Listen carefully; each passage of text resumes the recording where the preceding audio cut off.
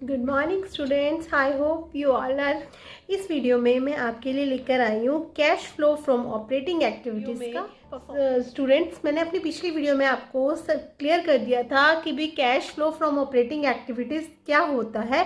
तो आज सिर्फ मैं आपको इसका जस्ट एक परफॉर्मा बता रही हूँ, क्योंकि बच्चे इस चीज़ को लेके बहुत कंफ्यूज होते हैं कि हमें cash flow from operating activities find out करने के लिए क्या चीज़ ऐड करनी है, क्या चीज़ लेस करनी है। तो इस सब को हम इस वीडियो में क्लियर करेंगे। तो उसके लिए हमारा ये सबसे पहले हमारा क्या आता है, cash flow from operating activities में सबसे पहला स्टेप है net profit before tax and extra ordinary items. ये भी मैं आपको अपनी पिछली वीडियो में क्लियर कर चुकी हूँ। Net profit before tax and extra ordinary items कैसे फाइंड आउट करना है। उसके बाद जो हमारा अब नेक्स्ट स्टेप होता है, उसमें हम क्या होती है हमारी adjustments for non cash and non operating items. Non cash and non operating items हमारी इसमें एडजस्ट करते हैं हम, जिसमें हमारी कुछ आइटम्स ऐड होती हैं और कुछ लेस होती हैं। अब ये जो आइटम्स हैं हमारी बेटा, ये ध्यान से समझना, यही चीज़ बच्चों को बहुत ज़्यादा कंफ्यूज करती है कि हमने कौन सी आइटम्स ऐड करनी है और कौन सी लेस करनी है। इसके लिए मैं आपको एक छोटा सा ट्रिक बताऊंगी। बस आपने अपने माइंड में उस ट्रिक को बैठाना है और उसको ही बस याद रखना। उससे आपके लिए आपको क्वेश्चन करना बहुत ही ज़्यादा आसान हो जाएगा और आप इजीली आपको ये बहुत अच्छे से समझ आ जाएगा। हाँ जी, तो आपके सबसे पहले हमने ऐड कौन सी आइटम्स करनी है, ये ध्यान रखनी है। Items to be added, number 1 is depreciation. Which one? Depreciation कौन से ईयर की होती है? ये करंट ईयर की डेप्रिसिएशन। हमने ये पीछे ट्रीटमेंट मैंने अपनी पिछली वीडियो में भी बताया है, ट्रीटमेंट्स आपको करंट ईयर और प्रीवियस ईयर से रिलेटेड। तो जो करंट ईयर की डेप्रिसिएशन है वो आपकी यहाँ पर ऐड होगी। Second is interest on bank overdraft, cash credit, debentures, loan, इन सब पे जो भी इंटरेस्ट होता है वो भी हमारा ऐड होएगा। Amortise goodwill, trademark and patents. Amortise means जब आपकी गुडविल या पेटेंट्स की वैल्यू राइट ऑफ हो जाती है, राइट ऑफ मीन्स खत्म हो जाती है, उस टाइम पर आपको ये यहाँ पर लेनी होती है वो वैल्यू।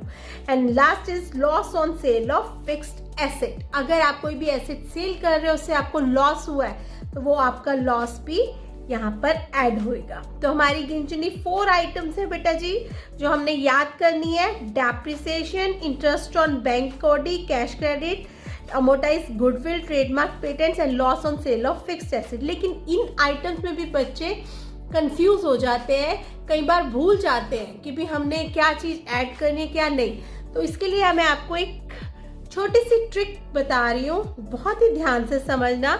आपको इन चारों का एक नेम चूज कर लेना है छोटा सा। इसको हम कहते हैं डाइल। क्या है? डाइल। डाइल में क्या आ जाएगा? D is for depreciation, I is for interest on loan, debentures, cash credit, bank overdrafts, A is for amortize goodwill, patents, trademarks and L is for loss on sale of fixed asset. बस आपको ये चीज याद रखनी है। Dial आपको याद रहेगा, उससे आपको आइटम्स आ जाएंगी। क्लियर है? नेक्स्ट, आपने अब कौन सी आइटम्स लेस करनी है? आइटम्स टू बी डिडक्टेड, एक आपकी होती है डिविडेंड इनकम। अब इसमें हमने कौन सी आइटम्स लेस होती है? इनकम्स होती है। Number 1 is dividend. Dividend income हमने लास्ट आपको मैंने करवाया था, लास्ट वीडियो में मैंने आपको बताई थी इनकम्स डिविडेंड से रिलेटेड, तो वो वाली डिविडेंड इनकम आ जाएगी। कोई भी इंटरेस्ट या रेंटल इनकम, कोई भी इंटरेस्ट आप रिसीव कर रहे हो, कोई भी डिविडेंड रिसीव कर रहे हो, कोई भी रेंट रिसीव कर रहे हो, वो आपका आएगा। And last is profit on sale of fixed asset. Loss आपका ऐड होता है और profit on sale of fixed asset आपका लेस होता है। तो ये आपकी 3 आइटम्स है, 3-4 आपको याद रखनी है। इसको भी याद करने का एक शॉर्ट ट्रिक बता रही हूँ आपको। Dip, DIP, dip. D is for dividend, I is for interest and P is for profit on sale of asset. Dip.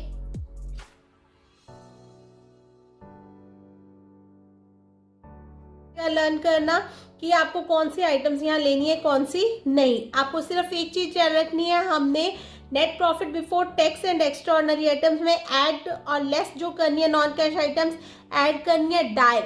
Dial से आपके क्या क्या आ जाता है, depreciation, interest on overdraft, debentures, amortize goodwill and loss on sale of fixed assets, and less करनी है dip means dividend income, interest, rental income, ये profit on sale of fixed assets। इन्हें आप करके add और less करके जो हमारा आता है वो आता है operating profit before working capital changes। working capital changes से पहले जो हमारा profit होएगा।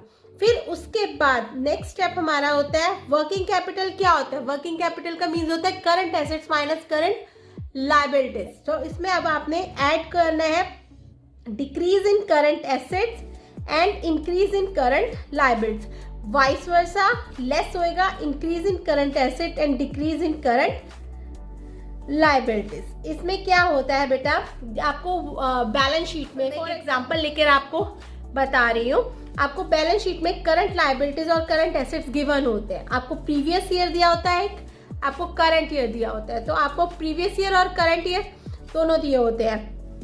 तो उससे रिलेटेड आपको जैसे अब आपको शॉर्ट टर्म बोरिंग्स, ये हमारी लायबिलिटीज है। प्रीवियस ईयर में कितनी थी 30,000 और करंट ईयर में कितनी होगी 24,000। तो क्या होगी हमारी वैल्यू डिक्रीज होगी है। तो ये जो वैल्यू डिक्रीज हुई है कितनी से 6,000 से हमारी वैल्यू डिक्रीज हुई है। तो ये आपकी क्या होती है डिक्रीज इन लायबिलिटी। क्या हो जाएगी डिक्रीज इन लायबिलिटी। ऐसे ही सेम आपके करंट एसेट्स हैं, इन्वेंट्रीज दी हुई हैं। प्रीवियस ईयर में 60,000 थे, करंट ईयर में 1,17,000 हो गए हैं। तो कितने अमाउंट से क्या हुआ है इंक्रीज हो गए हैं, कितने अमाउंट से 57,000 से आपके ये इंक्रीज हो गए। तो ये आपके होते हैं इंक्रीज इन एसेट। तो कैसे लेना है ये आपने इधर करना है अपना इंक्रीज इन एसेट जो होगा आपका वो आपके लेस हो जाएंगे और डिक्रीज इन लायबिलिटी लेस हो जाएगी। और अगर आपके एसेट डिक्रीज हो रहे हैं तो यहाँ पर आ जाएगा डिफरेंस अमाउंट के साथ, और अगर लायबिलिटी इंक्रीज हो रही है तो यहाँ आ जाएगी डिफरेंस अमाउंट के साथ। तो इन्हें करके एडलेस जो आता है वो आपका आ जाएगा कैश जनरेटेड फ्रॉम ऑपरेशन। फिर उसमें लास्ट स्टेप होता है हमारा लेस करना है आपने क्या less cash generated from operation आ जाएगा हमारा। फिर उसके बाद आपने उसमें से लास्ट में लेस करना है income tax paid. Income tax paid आपको क्वेश्चन में गिवन होता है और एक्स्ट्रा ऑर्डिनरी आइटम्स अगर कोई गिवन हो तो वो लेस करके जो आता है वो हमारा आ जाता है कैश फ्लो फ्रॉम और use in operating activities. Use कब आएगी अगर आपका ये बैलेंस नेगेटिव में आता है तो वो हमारी यूज होती हैं, और अगर आपका बैलेंस पॉजिटिव होता है तो वो हमारी cash flow from operating activities होती है। क्लियर है? देखो स्टूडेंट्स आपको ये ध्यान में रखनी है, बस मैंने जो आपको मेन चीज इसमें है ये दो ट्रिक्स है, इन दोनों ट्रिक्स को आपको अपने माइंड में सेट करना है। अगर फिर भी आपको कोई भी डाउट होता है या कोई चीज़ नहीं क्लियर होती तो प्लीज़ मुझे कमेंट कीजिए, मैं आपके डाउट्स क्लियर करूंगी। और अगर आपको मेरा वीडियो पसंद आया है तो प्लीज़ लाइक कीजिए, सब्सक्राइब कीजिए एंड शेयर कीजिए। Thank you.